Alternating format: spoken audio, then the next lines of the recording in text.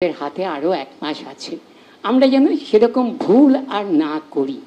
এখনো ভুল করছি না যে তা নয়, ভুল করছি, ভোট কাটছি, এবং যাতে 2-1টা জায়গায় ওরা জিততে পারে তার জন্যে আমরা যথেষ্ট চেষ্টা করছি। আমরা বলতে আমরা সারা বাঙালিরা বলছি, আমরা নয়।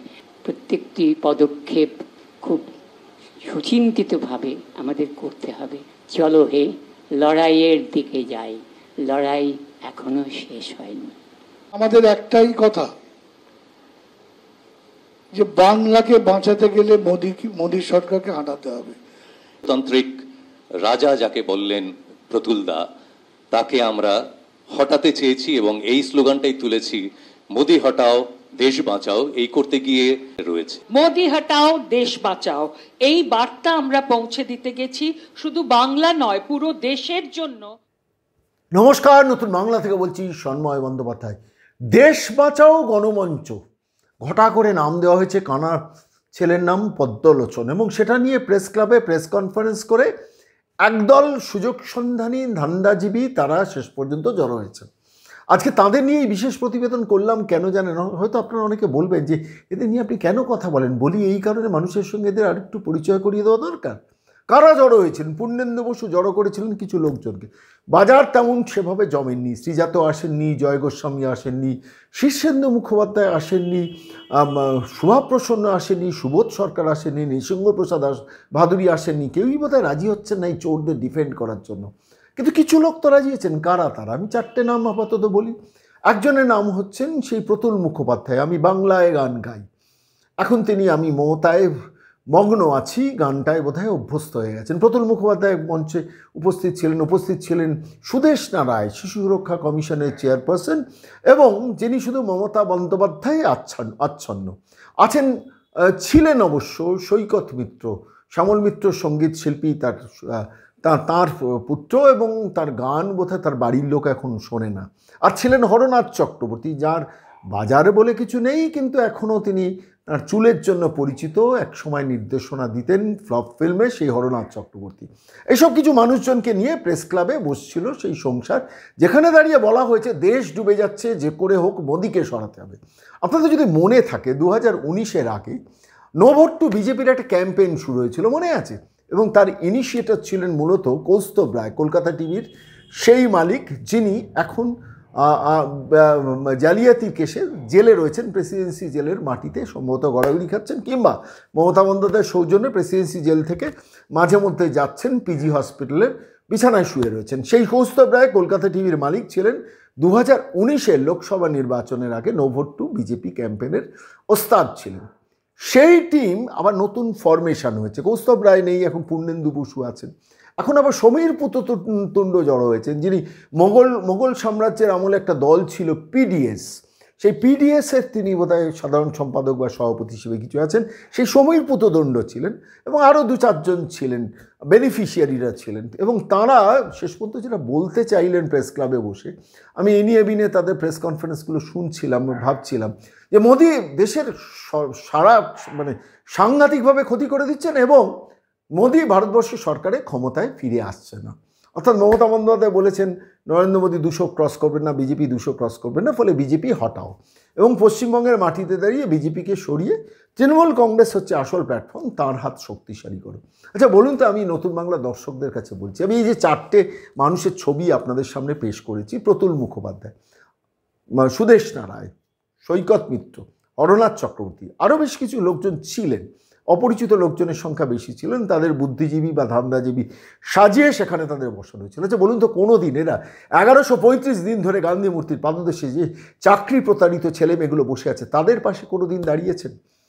তাদের মনে হয়নি কোনো দিন একদিনের জন্য যে এদের চাকরিটা চুরি করেছে একটা সরকার, একটা দল, একটা নবান্ন? কোনো দিন মনে হয়েছে? তারা তো এ বঙ্গ সন্তান। সেখানে কি রাজ্যটা ডুবে যাচ্ছে না?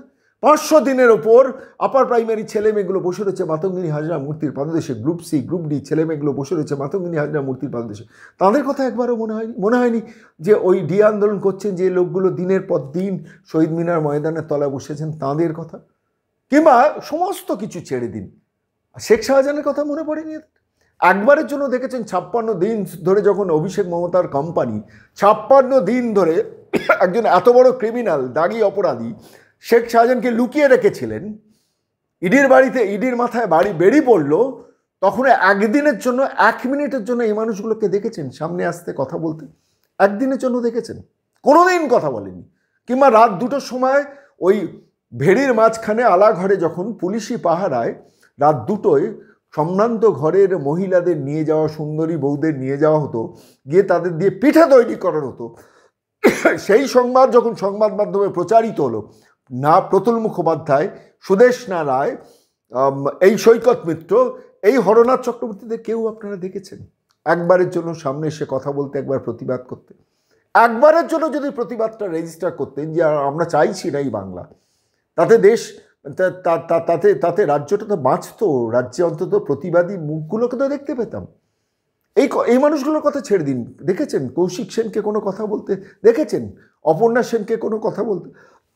দেখেছেন শীর্ষেন্দু মুখোপাধ্যায়কে কথা বলতে? তারা চুপ করে আছেন এখন।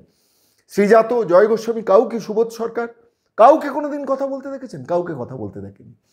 তখন চুপ করে থেকেছেন। এখন বাজারে নেমেছেন কেন? যে এই লোকসভা নির্বাচনের পর মমতা বন্দ্যোপাধ্যায় গাড্ডায় পড়বেন সবাই জানে, নতুন করে বলার অপেক্ষা রাখে না। ভারতবর্ষে সরকারে আসবেন নরেন্দ্র মোদী সরকার, সমস্ত সার্ভে রিপোর্ট বলছে। তখন বিপদে পড়া মমতা বন্দ্যোপাধ্যায় কিন্তু বেনিফিশিয়ারি, বড় বেনিফিশিয়ারি তৈরি করেন, অর্থাৎ এটা ওটা দিতে ভীষণ ভালোবাসেন। তখন এই মানুষগুলোকে দিয়ে মমতা বন্দ্যোপাধ্যায়ের হয়ে কথা বলানো শুরু করবেন। এই সুদেষ্ণা রায় শিশু সুরক্ষা কমিশনের চেয়ারম্যান ছিলেন, মোটা টাকার মাইনে পেতেন নিশ্চিতভাবে, সমস্ত সুযোগ সুবিধা সরকারের পেতেন।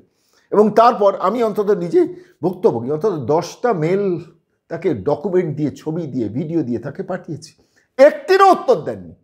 আমি সেই ভিডিও পাঠিয়েছি যেখানে মমতা বন্দ্যোপাধ্যায় ক্লাস 8, 9, 10 বাচ্চা নাবালিকা মেয়েগুলোকে বসিয়ে দাঙ্গা দাঙ্গা দাঙ্গা দাঙ্গা করে কথা বলে যাচ্ছেন। সেই ভিডিও পাঠিয়েছিলাম সুদেষ্ণা রায়ের কাছে, শিশু সুরক্ষা কমিশনের চেয়ারম্যান ছিলেন। একটিরও উত্তর দেননি, একটি তো বিহিত ছেড়ে দিন। দিনের পর দিন শুধু মমতা বন্দ্যোপাধ্যায়ের নির্দেশ, আজ্ঞাবহ দাস হিসেবে কাজ করাটা তার একটা অভ্যেসে পরিণত হয়েছিল। যদি পরবর্তীকালে অর্পিতা ঘোষের মতো কোনো একটা লোকসভা টিকিট বা রাজ্যসভা টিকিট জোটে, কিংবা রাজ চক্রবর্তীর মতো যদি ফিল্ম ফেস্টিভ্যালের একটা চেয়ারম্যানশিপ পদ জোটে, এই ধরনের বেনিফিশিয়ারি, আমরা নিচের লেভেলে বেনিফিশিয়ারি নিয়ে আলোচনা করি না, 500 টাকা 1000 টাকার বেনিফিশিয়ারি, 1000 টাকার লক্ষ্মী ভাণ্ডারের বেনিফিশিয়ারি নিয়ে আলোচনা করি না, বার্ধক্য ভাতা, বিধবা ভাতা, প্রতিবন্ধী ভাতা সেন্ট্রাল গভর্নমেন্টের টাকায়, সেইটা দিয়ে মমতা বন্দ্যোপাধ্যায় প্রচুর উপভোক্তা তৈরি করেছেন, বেনিফিশিয়ারি তৈরি করছেন। ওপর লেভেলে কিন্তু এদের দিয়ে বেনিফিশিয়ারি তৈরি করেছেন। প্রতুল মুখোপাধ্যায় অসুস্থ হয়েছেন, সঙ্গীত শিল্পী, তার হসপিটালে তার রোগশয্যার পাশে গিয়ে মমতা বন্দ্যোপাধ্যায় দাঁড়িয়েছেন এবং সেখানে প্রতুল মুখোপাধ্যায়ের গান শুনিয়েছেন। সেটা দৃশ্যটা দেখেছি, ভালো লেগেছে। রাজ্যের মুখ্যমন্ত্রী যথার্থ কাজ করেছেন, তার রিটার্ন গিফট দিচ্ছেন এখন।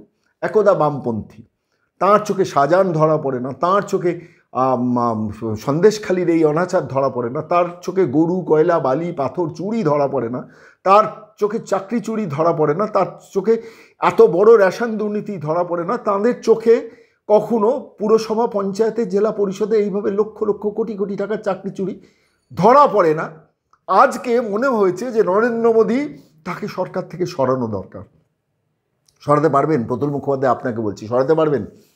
সুদেষ্ণা রায় আপনাকে বলছি, সরাতে পারবেন? সৈকত মিত্র আপনাকে বলছি, সরাতে পারবেন? হরনাথ চক্রবর্তী, আপনাদের কথা কেউ বিশ্বাস করেন, আপনারা বেসিক্যালি ধান্দাজীবী, ধান্দায় নেমেছেন, বোনাসের জন্য নেমেছেন। এই নির্বাচন চলে গেলে তারপর আমি নির্বাচনের আগে দিদি আপনার জন্য এত কাজ করেছি, এবার একটু আমাকে দেখে দিন, তখন একটা বঙ্গশ্রী, একটা বঙ্গবিভূষণ, এ ধরনের পুরস্কারগুলো জুটবে। আর তারপর কোনো না কোনো একটা বোর্ডের চেয়ারম্যান জুটবে, সৈকত মিত্রদের একটু গানের শিল্পীর হিসেবে কিছু কিছু কিছু তথ্য সংস্কৃতি দপ্তরের অর্ডারগুলো মিলবে, তাই তো?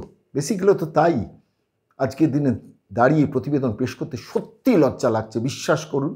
যখন মানুষ ডুবছে, যখন 25,753 জন ছেলে মেয়ের চাকরি চলে গেল একটা সরকার চোর বলে, যখন আপার প্রাইমারি ক্ষেত্রে আবার 70,000 ছেলে মেয়ের ভবিষ্যৎ অন্ধকারের মধ্যে দাঁড়িয়ে রয়েছে, সেই সময় দাঁড়িয়ে সেই চোরদের ডিফেন্ড করার জন্য এই ধান্দাজীবীগুলো নেমেছেন। আমি শুধু আজকের এই প্রতিবেদন পেশ করলাম, প্রাথমিক প্রতিবেদন। আমরা আবার এই নিয়ে প্রতিবেদন পেশ করবো, আপনাদের কাছে আসবো, চিনিয়ে দেবো এই ক্যারেক্টারগুলোকে। সতর্ক থাকুন, এরা রাস্তায় যখন মঞ্চ বেঁধে গান গাইবেন না, গিয়ে জিজ্ঞেস করবেন, আচ্ছা শাহজাহানকে চেনেন? এরা যখন কোনো একটা মোড়ে দাঁড়িয়ে কোনো বক্তৃতা দেবেন না, গিয়ে জিজ্ঞেস করবেন আচ্ছা সন্দেশখালির ওই মা বোনেরা যখন রাত 2টোর সময় পিঠে তৈরি করতে তাদের ডেকে পাঠানো হতো, সেই ঘটনা নিয়ে তো আপনারা কোনোদিন মঞ্চ বাঁধেননি। কি উত্তর দেন সুদেষ্ণা রায় আমাদের কাছে অবশ্যই লিখে পাঠাবেন। আমি শুধু আজকের দিনে দাঁড়িয়ে বলছি প্রতিবাদটা রেজিস্টার্ড হওয়া দরকার এদের বিরুদ্ধে। এরাই আসল সামাজিক অপরাধী, এরাই সমাজের আসল শত্রু। আজকে তথাকথিত সংবাদ মাধ্যম আর ইলেকট্রনিক্স মাধ্যমও যেমন দিনের পর দিন ঘুমিয়ে থেকেছে, যার জন্যই পার্থ চট্টোপাধ্যায়, অনুব্রত মণ্ডল, জ্যোতিপ্রিয়দের জন্ম হয়েছে, যার জন্যই শেখ শাহজাহানের জন্ম হয়েছে, এই তথাকথিত ধান্দাজীবীদের জন্যই আজকে বাংলার এই দুর্গতি সর্বনাশ করতে পেরেছেন মমতা অভিষেক প্রাইভেট লিমিটেড কোম্পানি। এটা শুধু মনে রাখবেন প্রত্যেকে।